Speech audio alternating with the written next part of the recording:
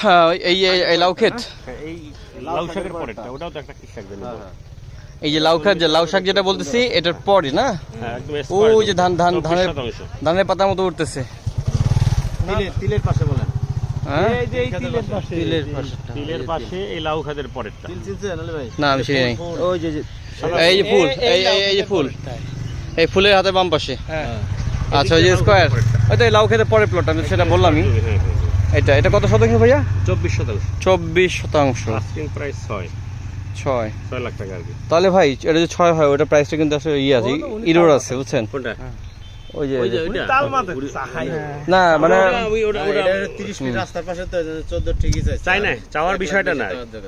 হ্যাঁ না ওটা আমি বুঝবো, বুঝছি না, ওটা প্রাইসটা বেশি দূরে না তো। না দূরে না হইলো ভাই, ওইটা তো দুইটা প্লট পরে, আর এটা তো রাস্তা হইলো একটা ই আছে না। তাল গাছও আছে। আচ্ছা এনিওয়ে, এটা হচ্ছে আপনার 6 না ভাই প্রাইস? হ্যাঁ 6 লাখ টাকা করে। 6 লাখ টাকা করে।